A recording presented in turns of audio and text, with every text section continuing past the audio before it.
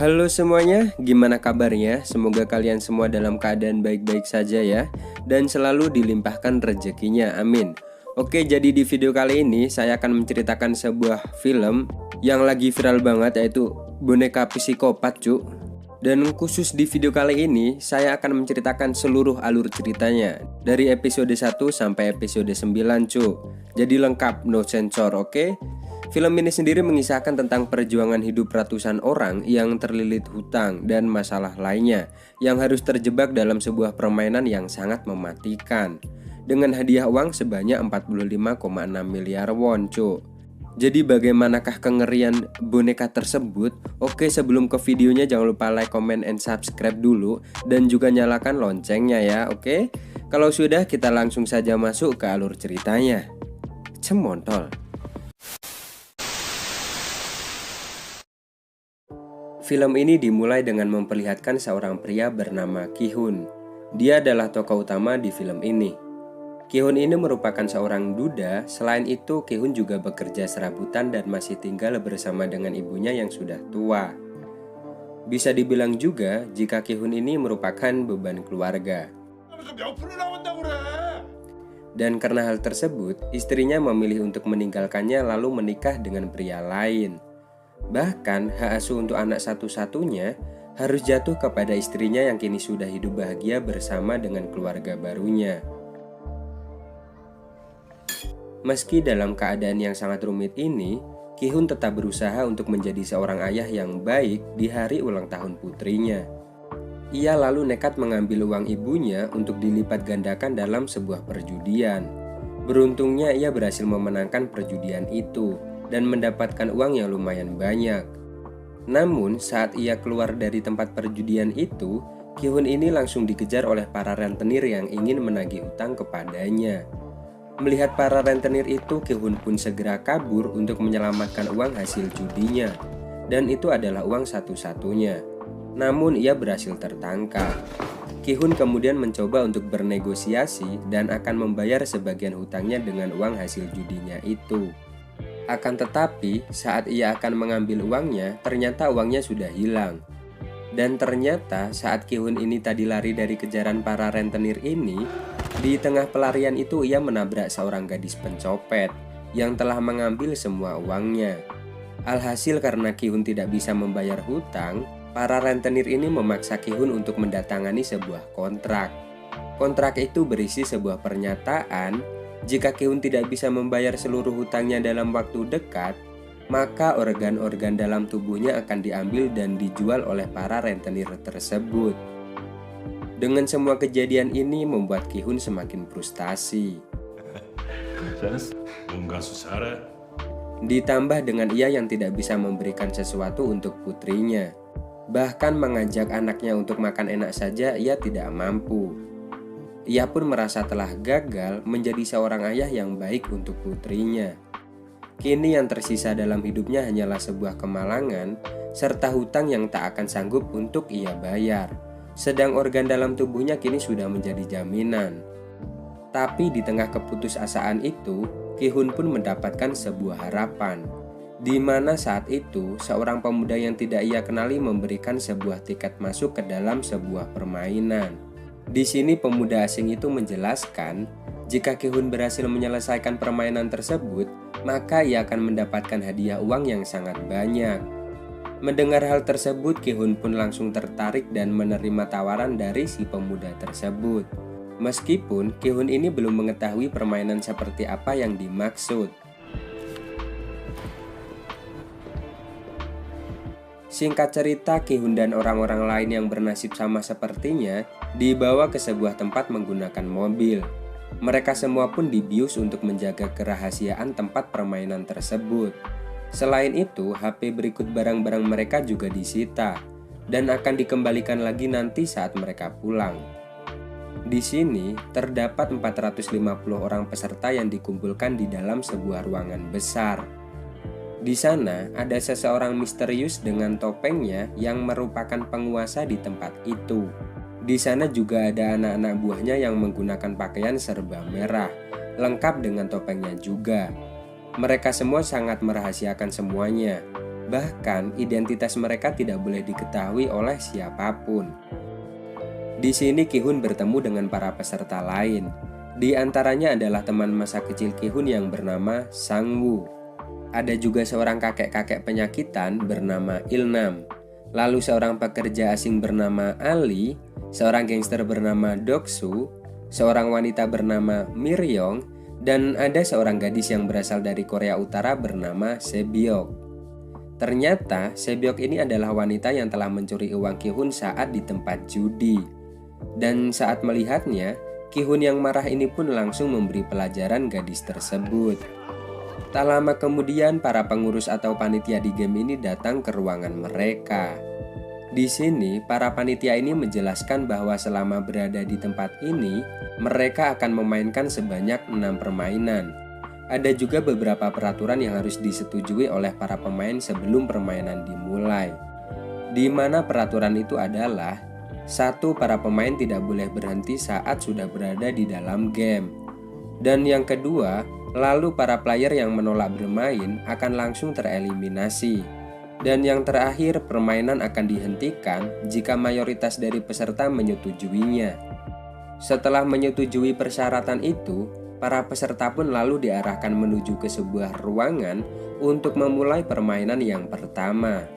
Permainan yang akan mereka mainkan ini bernama lampu merah dan lampu hijau, di mana di sana terlihat ada sebuah boneka raksasa di ujung ruangan itu yang akan bertugas sebagai penjaga. Dan saat si boneka itu berkata lampu hijau, para peserta diperbolehkan untuk mulai berlari secepat mungkin agar mereka bisa sampai di garis finish sebelum waktu yang telah ditentukan habis. Namun saat robot itu mengucapkan kata lampu merah, maka seluruh pemain tidak boleh bergerak sama sekali. Karena jika si robot mengetahui ada yang bergerak, maka orang itu akan segera dieliminasi. Dan ternyata maksud dari kata eliminasi ini bukan hanya dikeluarkan atau dianggap kalah dalam permainan ini, akan tetapi mereka akan dieliminasi dengan cara ditembak hingga tewas. Tembakan pun datang dari berbagai arah. Semua sudah disetting agar langsung menembak ke arah peserta yang bergerak saat lampu merah. Para peserta yang memang tidak mengetahui sistem dalam permainan ini pun langsung terkejut dan berhamburan. Dan tentu apa yang mereka lakukan ini bukannya akan menyelamatkan nyawa mereka, tapi malah akan mati sia-sia karena mereka panik dan bergerak saat lampu merah.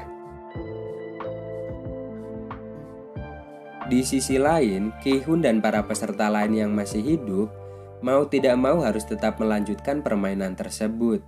Meskipun mereka harus melihat ratusan mayat peserta lain yang tergeletak di arena permainan itu. Mereka harus tetap berkonsentrasi agar bisa sampai di garis finish dengan selamat dan juga tidak kehabisan waktu. Bagi mereka yang bisa melewati garis finish sebelum waktu yang telah ditentukan berakhir, mereka akan lolos dalam permainan pertama ini dan akan melaju ke permainan selanjutnya. Ki-hun yang masih belum mencapai garis finish pun mencoba dengan keras untuk menuju ke garis finish di detik-detik terakhirnya. Namun ia malah terpeleset dan hampir terjatuh. Beruntungnya, Ali yang berada di belakang Ki-hun dengan refleks langsung menarik bajunya, sehingga ia bisa bertahan dan lolos dalam permainan pertama ini.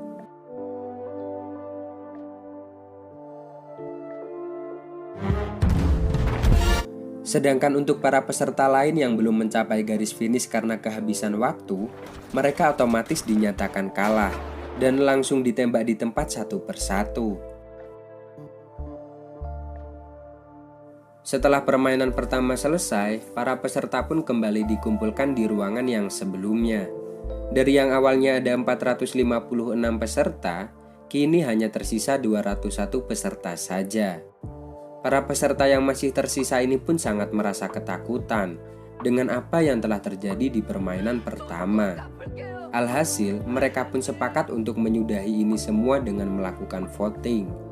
Sebelum voting atau pengambilan suara itu dimulai, para panitia mengingatkan kepada mereka bahwa kini hadiah yang terkumpul sudah mencapai lebih dari 25 miliar.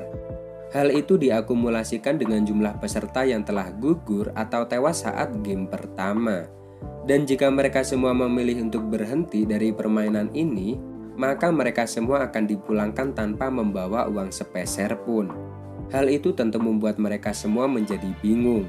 Namun, pada akhirnya, mereka semua pun memilih untuk menyudahi permainan tersebut. Meskipun hasil voting hanya berselisih 1 suara saja.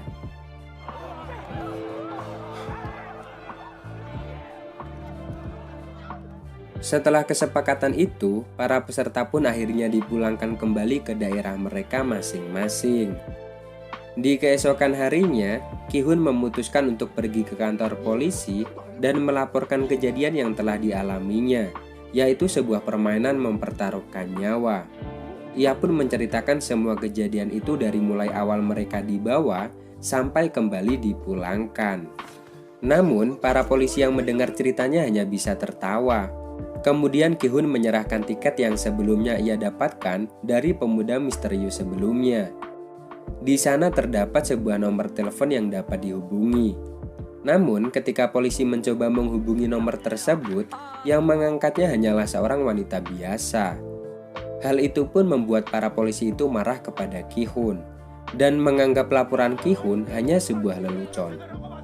Tak lama kemudian seorang polisi bernama Junho baru saja sampai di kantor polisi tersebut.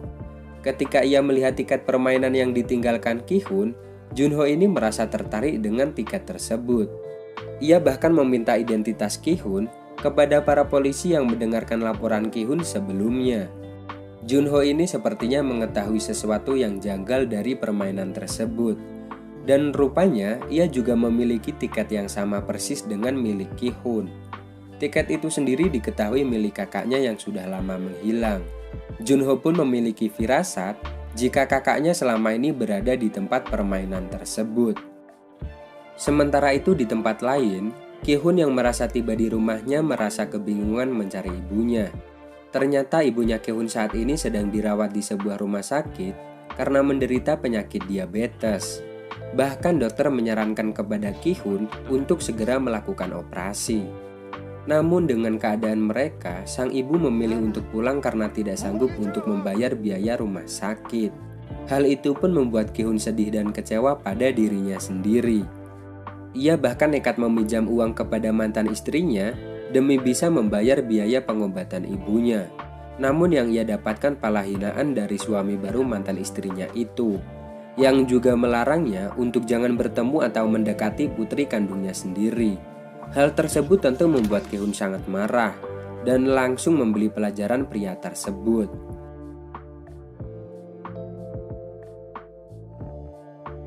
Kini Ki-hun pun teringat dengan perkataan dari panitia game nyawa yang kemarin.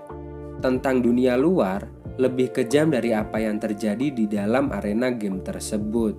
Mereka akan tetap dikejar hutang hingga akhirnya akan mati di tangan rentenir. Semua kenyataan pahit ini pun membuat Ki-hun dan juga peserta yang lainnya tertarik untuk masuk lagi ke dalam arena permainan itu. Pada malam harinya mereka semua pun berkumpul dan kemudian dijemput seperti saat pertama kali ikut serta dalam permainan itu. Namun kali ini mereka dapat lebih mempersiapkan diri dengan apa yang nantinya akan terjadi di dalam arena permainan. Karena mereka pernah bermain sebelumnya. Di sisi lain, Junho si polisi ternyata juga ikut menyusup ke dalam mobil. Kali ini ia bertekad untuk dapat masuk ke dalam arena permainan dengan harapan bisa menemukan kakaknya yang telah menghilang. Junho lalu menghajar salah satu panitia dan mengambil kostumnya agar ia dapat masuk dan menyamar tanpa diketahui oleh siapapun.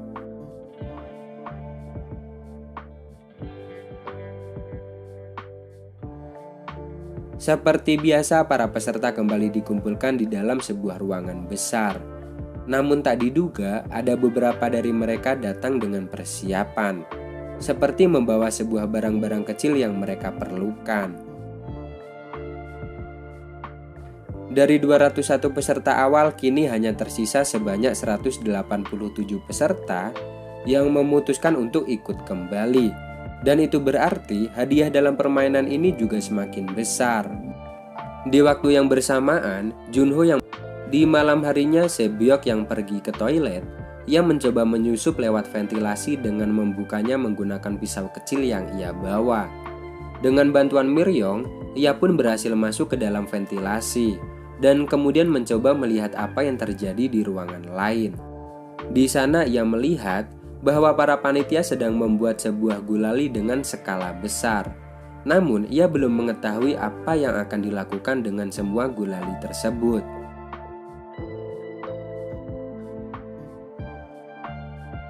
Dan masa kecilnya, di mana di sana terdapat lelehan gula yang diberikan dalam bentuk yang berbeda-beda, dan tugas mereka adalah mengikis gula tersebut sesuai dengan bentuknya. Dan itulah mengapa ia sengaja mengambil bentuk segitiga, karena merupakan bentuk yang paling mudah di permainan ini. Akan tetapi Sangmu tidak memberitahu teman-teman terdekatnya mengenai hal tersebut, dan membiarkan mereka mengambil bentuk-bentuk yang sulit, seperti Ki-hun yang mengambil bentuk payung, dan kakek Ilna yang mengambil bentuk bintang. Peserta memiliki waktu 10 menit untuk menyelesaikan permainan kali ini. Bagi peserta yang gagal membuat bentuk yang sesuai, maka mereka akan langsung dieliminasi atau ditembak. Hal itu pun membuat para peserta yang lain menjadi panik dan semakin ketakutan. Mereka semua berusaha semaksimal mungkin untuk mendapatkan bentuk yang diinginkan. Kemudian terlihat Miryong yang memanfaatkan korek apinya untuk membantunya memanaskan jarum agar gulali itu lebih mudah untuk dilelehkan dan dibentuk.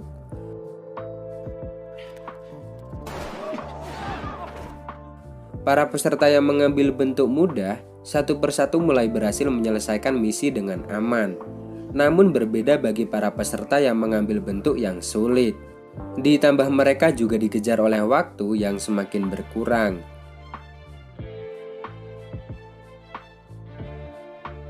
Di menit-menit terakhir, Ki-hun pun mendapatkan sebuah ide cemerlang agar ia dapat menyelesaikan misi itu sampai bisa dipisahkan dari polanya. Dan hal itu adalah cara yang paling cepat yang bisa mereka lakukan saat ini jika ingin selamat. Para peserta lain yang melihat Ki-hun pun langsung mengikutinya. Tak disangka ternyata hal itu pun sangat membantu mereka, sehingga beberapa peserta termasuk si kakek Ilnam dan Ki-hun sendiri berhasil menyelesaikan permainan itu dengan aman. Namun ada salah satu peserta yang gagal dan mencoba melawan salah satu panitia di ruangan itu. Dan karena hal tersebut, para panitia langsung menembaki peserta yang lain agar mereka tidak melakukan tindakan yang sama.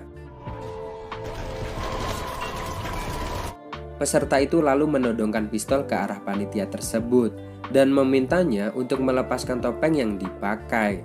Namun saat si panitia itu melepaskan topengnya, ia langsung ditembak oleh panitia penyelenggara permainan.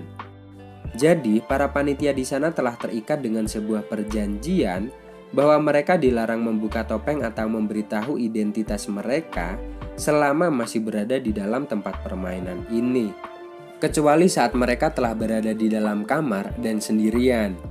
Semua itu dilakukan untuk menjaga semua kerahasiaan dari permainan tersebut. Cerita kemudian berpindah ke tempat para peserta yang telah berhasil menyelesaikan permainan gulali. Setelah permainan yang sangat menguras emosi dan juga rasa ketakutan mereka, di sini mereka pun kembali dikumpulkan dan kemudian para panitia memberikan beberapa cemilan. Akan tetapi, Doksu, Miryong, dan para peserta lain yang merasa tidak puas dengan pembagian itu, mereka memilih untuk mengantri lagi agar bisa mendapatkan cemilan lagi. Tak disangka ternyata jumlah makanan itu sudah disesuaikan dengan jumlah pesertanya. Jadi karena ulah Doksu dan yang lainnya membuat para peserta lain ada beberapa yang tidak mendapatkan bagiannya. Salah satu mereka yang tidak mendapatkan bagian itu lantas mengamuk dan mencoba memberi pelajaran kepada Doksu. Namun sayangnya, pria itu malah dihajar oleh Doksu sampai tewas. Para peserta yang melihat kejadian itu pun merasa terkejut. Dan kemudian Ki-hun meminta kepada para panitia di tempat itu untuk melakukan sesuatu. Namun panitia tidak peduli dengan apa yang terjadi di luar tempat permainan. Pala para panitia itu memperlihatkan bahwa dengan tereliminasinya seorang peserta, maka jumlah hadiah uang akan semakin bertambah. Tak disangka hal itu pun malah membuat Doksu dan anak buahnya menjadi berpikir untuk membunuh peserta lain agar saingan mereka semakin berkurang. Setelah kejadian itu, kini para peserta telah terbagi menjadi beberapa kubu, dan ini menurut siapa yang merasa dekat akan satu kubu, bukan karena instruksi dari panitia. Mereka pun saling bekerja sama untuk mempertahankan anggota di dalam kubu mereka. Di waktu yang bersamaan, terlihat seorang peserta yang sedang melakukan sesuatu dengan beberapa panitia secara diam-diam. Ternyata peserta itu adalah seorang dokter, dan beberapa panitia di sana melakukan sebuah kejahatan yang tidak diketahui oleh sang penyelenggara permainan ini. Jadi, beberapa panitia itu melakukan jual beli organ para peserta yang sudah tewas. Dan si dokter sendiri ditugaskan untuk mengambil organ-organ mereka dengan imbalan dokter itu akan diberikan informasi tentang permainan selanjutnya yang akan mereka mainkan. Dengan mendapatkan informasi tersebut, si dokter itu pun dapat mempersiapkan dirinya terlebih dahulu sebelum permainan itu dimulai. Pada malam harinya seperti biasanya, lampu di dalam ruangan mereka akan dimatikan agar mereka dapat beristirahat. Namun, kesempatan itu malah digunakan oleh Doksu dan anak buahnya untuk membunuh para peserta lain di dalam kegelapan. Malam yang sangat mengerikan itu pun dipenuhi dengan teriakan kesakitan dan darah di mana-mana. Ditambah lagi dengan keadaan yang sangat gelap, mereka pun menjadi kesulitan untuk menyelamatkan diri. Ki-hun, Sang-woo, dan Ali pun langsung bergerak untuk menyelamatkan kakek Ilnam. Namun mereka tidak bisa menemukan kakek Ilnam di kasurnya.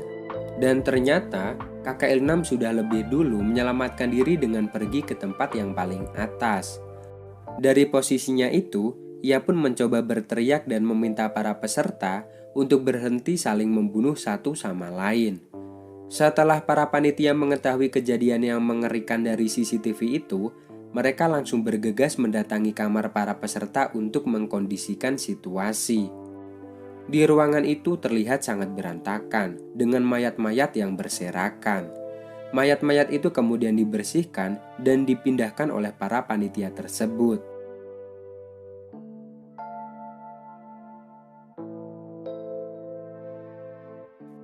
Singkat cerita, di keesokan harinya, mereka pun dikumpulkan kembali untuk mengikuti permainan selanjutnya. Kali ini mereka semua diminta untuk membuat tim dengan beranggotakan 10 orang. Si dokter yang sudah mengetahui permainan ini sengaja memilih Doksu dan juga anak buahnya sebagai timnya, karena permainan yang akan mereka mainkan adalah tarik tambang. Sementara Ki-hun dan peserta lain yang tidak mengetahui apapun memilih teman-teman dekat mereka untuk dijadikan anggota.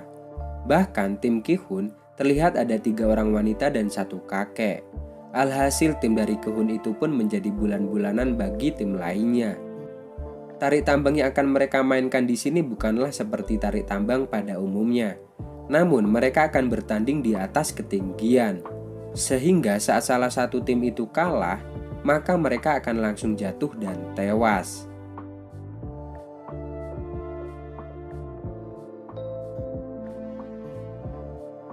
Singkat cerita, tibalah giliran dari tim Ki-hun melawan tim lain yang terlihat lebih kuat. Sejak awal, Sang-woo sudah merasa putus asa dengan nasib di permainan ini dikarenakan para anggota yang ada di dalam timnya. Namun sebelum permainan itu dimulai, kakek Ilnam di sini memberikan trik yang dulu biasa ia pakai ketika bermain tarik tambang. Kini jalan satu-satunya yang bisa mereka lakukan adalah kerjasama yang baik dan saling percaya. Pada awalnya trik dari kakek Ilnam pun berhasil mereka lakukan. Namun sayangnya karena pihak lawan lebih kuat, mereka pun tetap tidak berhasil mengalahkannya. Sampai saat berada di detik-detik terakhir, Sang-woo pun mencoba memimpin para anggota tim untuk melakukan apa yang sesuai dengan komandonya. Sang-woo menyuruh para anggotanya untuk maju 3 langkah. Hal itu dilakukan agar pihak lawan akan otomatis terjatuh. Meskipun pada awalnya mereka sempat merasa ragu, Namun pada akhirnya mereka pun dapat membalikkan keadaan dan akhirnya berhasil memenangkan permainan tersebut.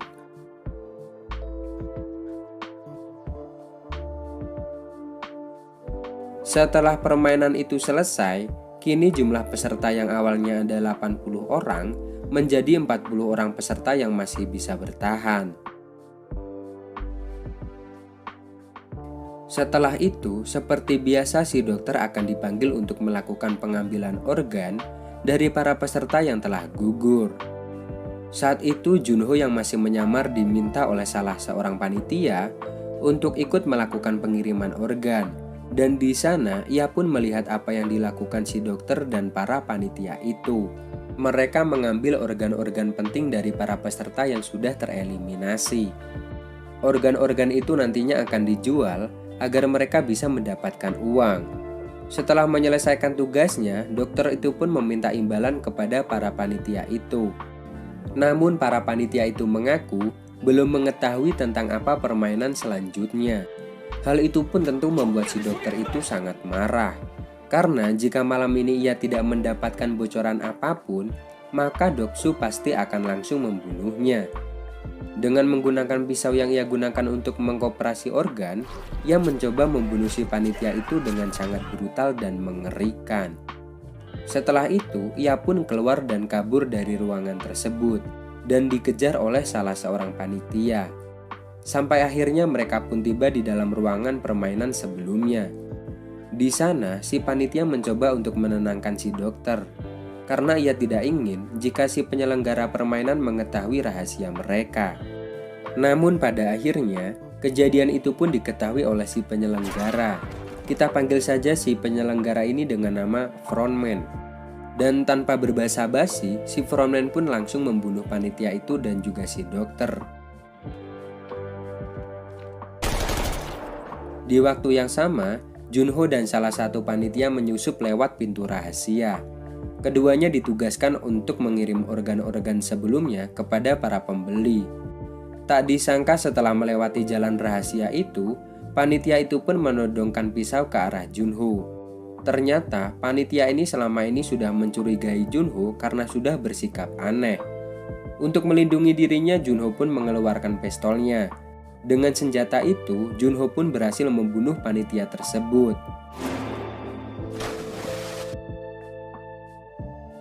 Kemudian ia pergi menyusup ke ruangan frontman. Tak berselang lama kemudian, frontman dan para panitia lain menemukan mayat seorang panitia yang dibunuh oleh Junho tadi.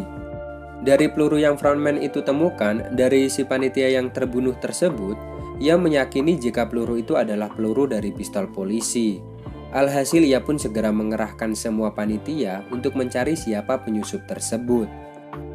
Sementara itu, Junho yang kini sudah berada di dalam ruangan frontman mencoba untuk mencari tahu informasi mengenai kakaknya dari berkas-berkas yang ada di sana.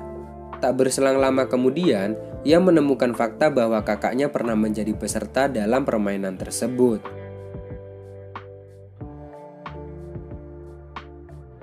Setelah itu, waktu permainan berikutnya pun tiba. Dalam perjalanan menuju ke ruangan permainan, para peserta ini melihat mayat si dokter dan para panitia-panitia curang yang ternyata telah dieksekusi. Frontman dan semua panitia permainan ini secara resmi meminta maaf, sekaligus mengingatkan bahwa hal seperti ini akan terjadi juga bagi mereka yang berani berbuat curang. Pada permainan kali ini, para peserta diminta untuk berpasangan 2 orang. Karena jumlah peserta saat ini tersisa sebanyak 39, itu berarti akan ada 1 orang peserta yang tidak memiliki pasangan. Saat itu tidak ada satupun peserta yang ingin berpasangan dengan si kakek Ilnam. Mereka takut jika dalam permainan kali ini mereka akan membutuhkan kekuatan. Dan Ki-hun yang merasa tidak tega memutuskan untuk mengajak si kakek Ilnam menjadi pasangannya. Pada akhir waktu pemilihan pasangan, masih tersisa Miryong yang tidak mendapatkan pasangan. Karena hal itu ia pun dibawa oleh para panitia ke ruangan lainnya. Sementara di ruangan permainan, masing-masing peserta diberikan 1 kantong yang berisi 10 kelereng. Dalam waktu 30 menit, peserta yang bisa mendapatkan 20 kelereng maka akan dinyatakan menang. Itu artinya mereka harus bersaing melawan pasangan mereka sendiri. Ki-hun yang berpasangan dengan kakek Ilnam berusaha menyadarkannya karena saat itu ternyata penyakit kakek Ilnam ini sedang kambuh. Sehingga ia pun tidak peduli dengan permainan ini dan malah berkeliling di sekitar arena permainan. Hal tersebut tentu membuat Ki-hun menjadi panik dan terpaksa membentak kakek Ilnam. Dengan begitu kakek Ilnam pun akhirnya kembali sadar dan mau untuk bermain dengannya. Mereka berdua kemudian memutuskan untuk bermain tebak-tebakan. Mereka hanya perlu menebak jumlah kelereng di tangan lawan apakah ganjil atau genap. Tak disangka ternyata kakek Ilnam berkali-kali berhasil menebak dengan benar dan membuatnya menang banyak. Hal tersebut tentu membuat Ki-hun menjadi panik. Sementara Sang-woo yang berpasangan dengan Ali memutuskan untuk bermain secara adil. Di permainan itu, Ali pun berhasil beberapa kali menang dan mendapatkan kelereng lumayan banyak. Hal itu pun membuat Ali merasa tidak tega kepada Sang-woo. Namun mau tidak mau salah satu dari mereka harus ada yang tereliminasi dan mati. Tapi Sang-woo yang kalah ini kemudian berbuat curang dengan memanfaatkan kepolosan Ali untuk ditipunya. Ia mengambil semua kelereng milik Ali dan menukarnya dengan sebuah batu yang ia simpan di kantong itu. Dengan begitu, Sang-woo pun berhasil lolos dalam permainan kali ini. Di sisi lain, Sebyok yang berpasangan dengan seorang wanita bernama Ji-young memilih untuk menghabiskan waktu 30 menit mereka dengan mengobrol. Dari obrolan itu, Ji-young pun menyadari jika Sebyok lebih berhak untuk selamat daripada dirinya. Mengingat Ji-young selama ini hidup sebatang kara dan tidak ada satupun orang yang akan menunggu di luar sana. Oleh sebab itu, Ji-young pun memutuskan untuk mengalah dan membiarkan Sebyok lolos dalam permainan itu. Sementara itu di tempat Ki-hun, ternyata kini kelerengnya hanya tersisa 1 butir saja. Dan itu artinya tinggal 1 langkah saja kakek Ilnam akan berhasil menang dalam permainan kali ini. Tak disangka ternyata Ki-hun salah menebak dalam permainan terakhirnya. Namun karena penyakit si kakek kambuh lagi, ia pun tiba-tiba menjadi lupa apa tebakan dari Ki-hun. Dan karena hal tersebut, Ki-hun pun langsung mengganti tebakannya sehingga kali ini berhasil menang. Hal itu terus dilakukan Ki-hun hingga berhasil membalikkan keadaan. Sampai akhirnya kelereng dari kakek Ilnam pun kini hanya tersisa 1. Saat itu si kakek Ilnam pun menyarankan agar mereka bermain 1 ronde lagi. Namun harus mempertaruhkan semuanya. Ki-hun yang mendengar hal itu pun merasa tidak adil karena ia memiliki 19 kelereng. Sementara dengan si kakek Ilnam hanya memiliki 1 kelereng saja. Mendengar hal itu pun kakek Ilnam lalu berkata bahwa selama permainan tadi ternyata ia tahu bahwa dirinya telah dibodohi oleh Ki-hun. Namun ia sengaja membiarkan Ki-hun melakukan hal tersebut. Ki-hun yang mendengar hal itu pun langsung merasa sangat bersalah. Kakek Ilnam pun lalu meraih tangan Ki-hun dan memberikan 1 kelerengnya yang tersisa kepada Ki-hun. Kemudian kakek Ilnam pun berterima kasih kepada Ki-hun yang sudah menemani dan juga merawatnya selama ia berada di tempat itu. Dan berkat Ki-hun juga, kakek Ilnam merasa bahagia di sisa-sisa terakhir hidupnya. Tepat setelah perbincangan itu, waktu pun habis. Kakek Ilnam dan juga yang lainnya yang kelerengnya habis dinyatakan tereliminasi dan langsung ditembak hingga tewas.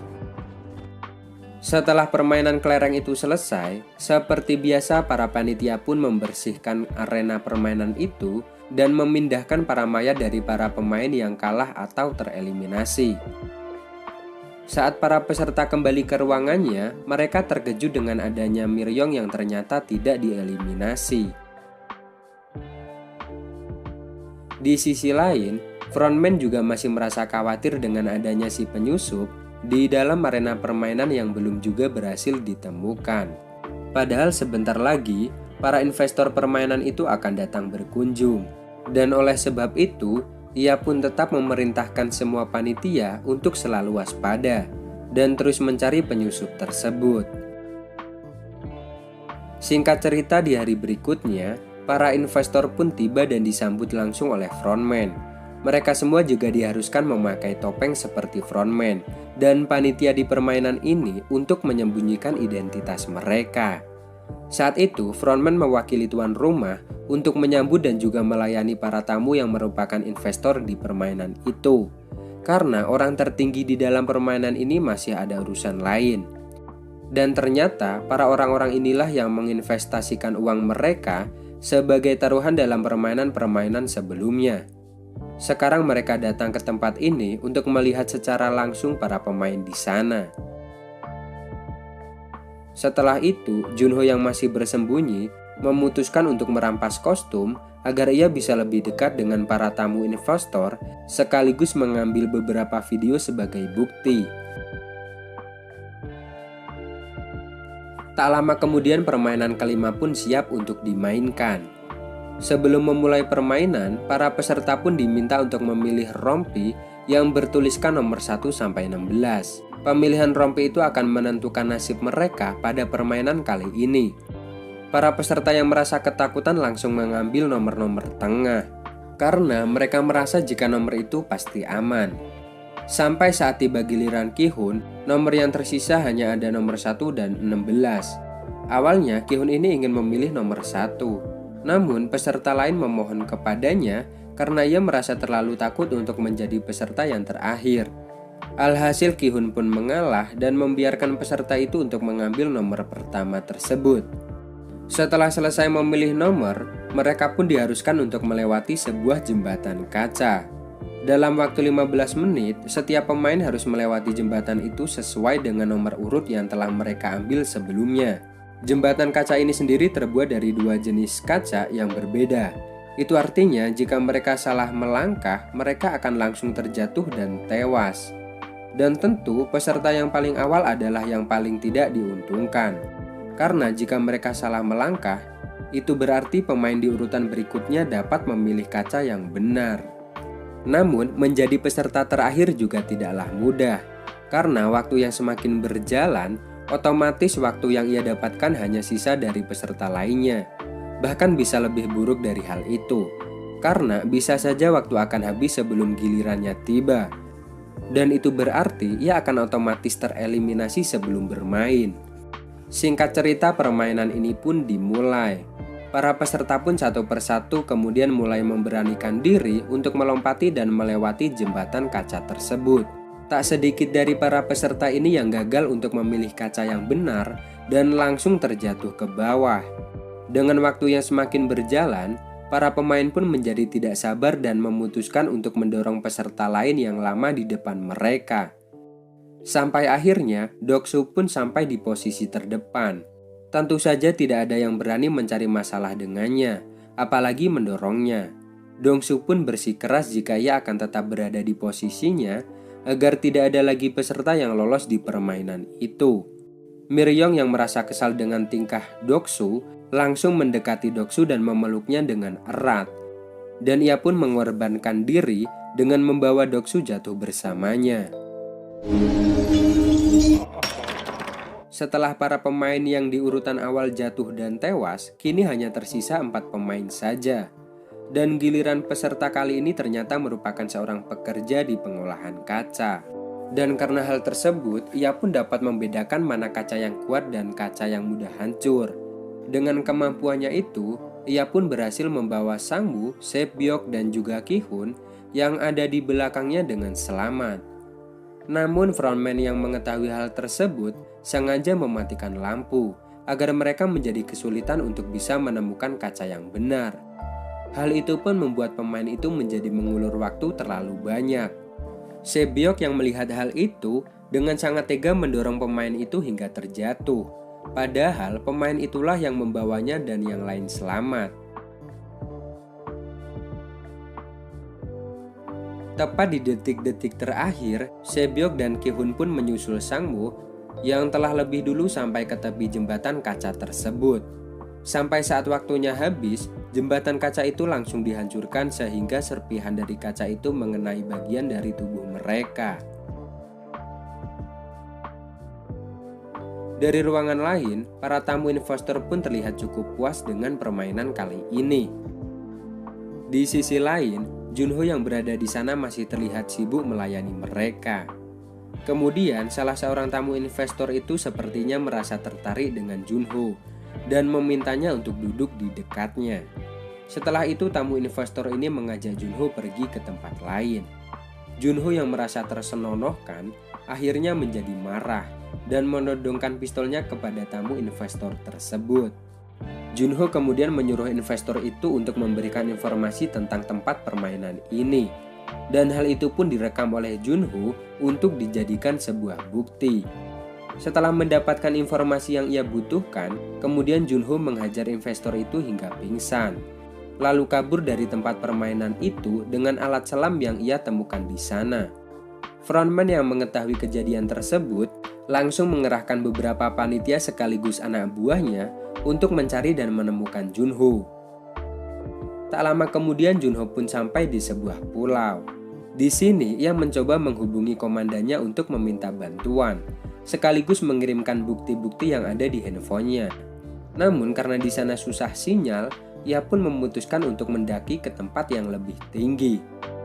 Tak lama kemudian frontman beserta dengan anak buahnya pun ternyata telah sampai di tempat yang sama dengan Junho. Mereka segera menyusuri tempat itu untuk mencari Junho.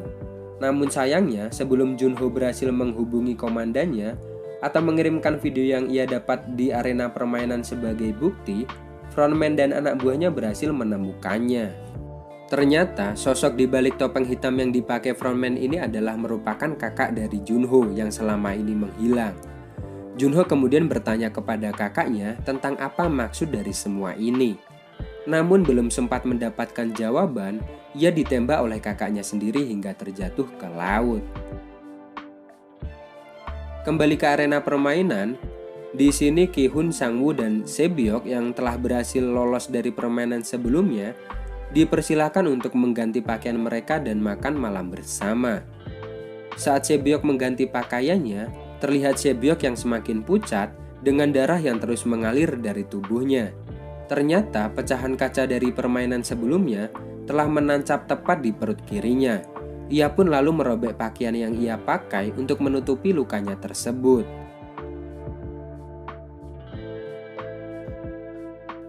Tak lama kemudian para peserta itu pun dihidangkan makanan mewah untuk pertama kalinya. Di sana Ki-hun dan Sang-woo memakan makanan itu sampai habis. Sementara Se-byok yang merasa kesakitan akibat lukanya terlihat tidak mampu untuk memotong makanan itu sendiri.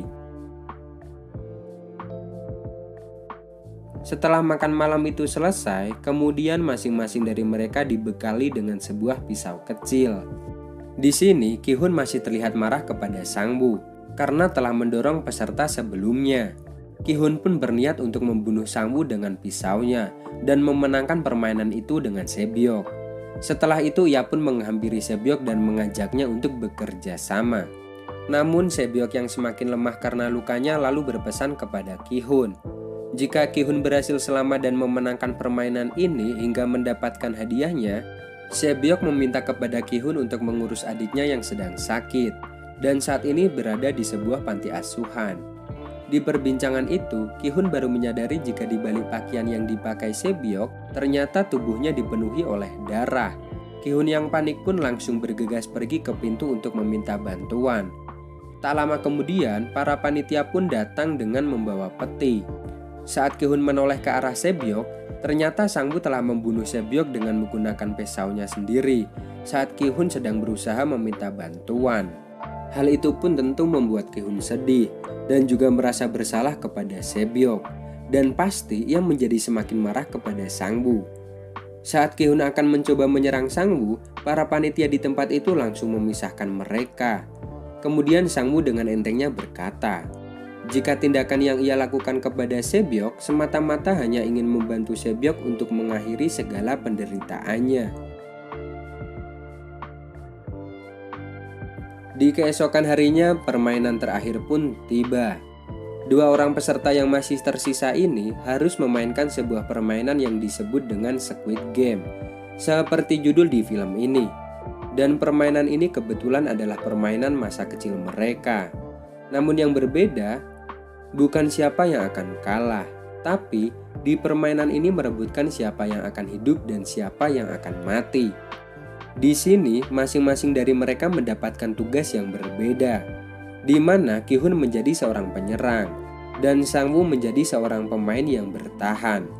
Seperti biasa, para investor menyaksikan permainan terakhir dari beberapa urutan permainan yang telah berhasil mereka lalui, dan sekaligus menjadi saksi siapa yang akan keluar menjadi pemenangnya. Ki-hun dan Sang Woo sama-sama membawa pisau yang akan mereka gunakan untuk saling menyerang. Mereka pun saling bertarung dengan diiringi hujan yang dibuat di ruangan itu. Pada satu titik, Sang Woo berhasil mengambil pisau dan langsung menusuk tubuh Ki-hun beberapa kali. Namun dengan rasa kebenciannya kepada Sang Woo yang telah membunuh Sebyok, Ki-hun pun berhasil bangkit dan terus melawan. Dan pada akhirnya, Ki-hun pun berhasil membuat Sang Woo tidak berdaya. Dengan pisau yang menancap di tangannya, ia pun mendekati Sang Woo dengan mencabut pisau tersebut dan berniat untuk menikamnya. Namun ternyata Ki-hun tidaklah setega itu untuk melakukan hal tersebut dan lebih memilih menancapkan pisau itu di samping kepala Sang Woo. Ia lalu memutuskan untuk tidak membunuh Sang Woo. Kemudian berjalan menuju ke sebuah tanda sebagai tanda pemenang dari permainan kejam ini. Namun hal itu tidak bisa ia lakukan, karena jika ia ingin menang, maka Sang Woo akan otomatis terbunuh. Maka dari itu ia memutuskan untuk mengakhiri permainan itu tanpa ada yang menjadi pemenangnya. Dan itu berarti ia tidak akan mendapatkan hadiah uangnya dan memilih untuk menyelamatkan nyawa Sang Woo. Ki-hun kemudian meminta Sang Woo untuk berhenti dari permainan itu. Dan itu sesuai dengan peraturan permainan ini. Jika kedua belah pihak memilih untuk berhenti, maka permainan pun juga akan otomatis dihentikan. Namun secara mengejutkan, Sang Woo ternyata lebih memilih untuk menusukkan pisau ke lehernya sendiri. Sebelum benar-benar tewas, Sang Woo kemudian menitipkan ibunya kepada Ki-hun. Dengan begitu, secara otomatis Ki-hun pun keluar sebagai pemenang di permainan mengerikan ini.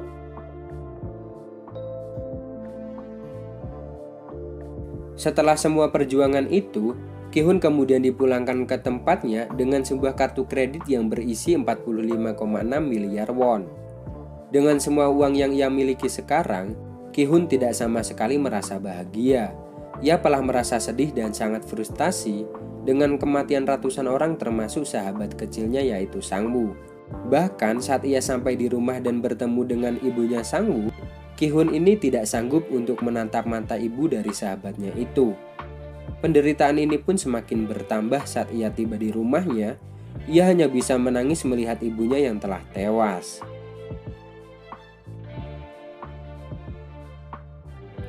Cerita kemudian berlanjut ke 1 tahun kemudian. Di sini terlihat Ki-hun yang semakin terpuruk, dan itu terlihat jelas dari penampilannya yang berantakan.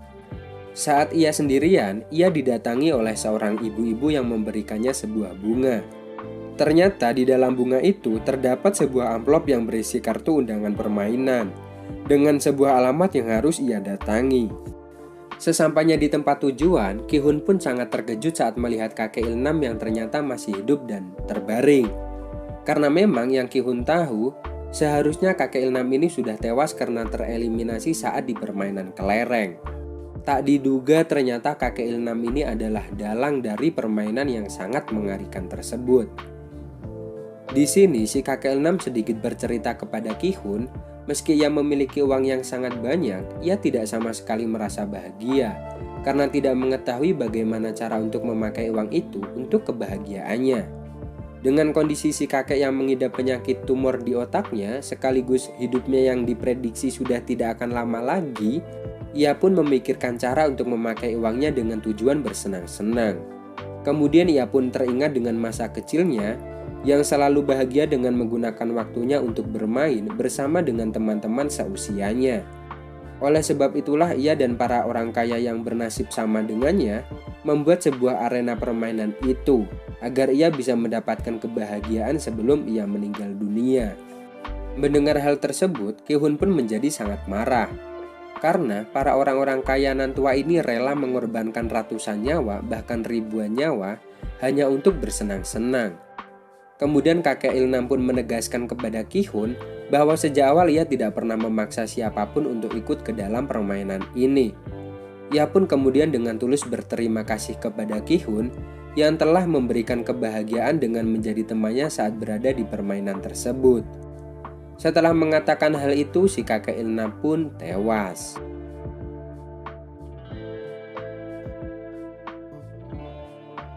Di keesokan harinya, Ki-hun pun memutuskan untuk memulai kehidupan barunya dengan damai. Diawali dengan merubah penampilannya. Ia kemudian menjemput adiknya Sebyok di panti asuhan. Kemudian menitipkan anak itu kepada ibunya Sangbu. Ia juga meninggalkan sebuah koper yang berisi uang untuk mereka, sebagai pelunasan janjinya kepada Sebyok dan juga Sangbu. Setelah apa yang Ki-hun alami, ia kemudian memutuskan untuk menyusul putrinya yang kini berada di Amerika. Sebelum pergi, ia melihat seseorang pria misterius yang sedang bersama dengan calon korban dari permainan berikutnya. Ki-hun pun bergegas mengambil kartu tersebut dan langsung menelpon frontman. Di sini, Ki-hun pun berjanji kepada frontman bahwa ia akan membalas semua perbuatan laknat mereka dengan cara apapun. Lalu ia pun berangkat ke Amerika. Dan film pun selesai, tamat. Jadi itulah seluruh alur cerita film Squid Game dari episode 1 sampai selesai Ju. Tenggorokan sakit, sorry. Jadi pelajaran yang bisa kita ambil dari sini adalah belum tentu orang yang memiliki banyak uang itu, bahkan segalanya, ia akan merasa tenang dan bahagia di dalam kehidupannya. Tapi apalagi yang tidak memiliki uang ya mas bro ya. Jadi cukup sekian untuk video kali ini. Jangan lupa subscribe, like, dan komennya. Karena Mimin pengen nikah sumpah. Sampai jumpa di video berikutnya. Tolong subscribe lah ya biar cepat nikah nih. Dadah.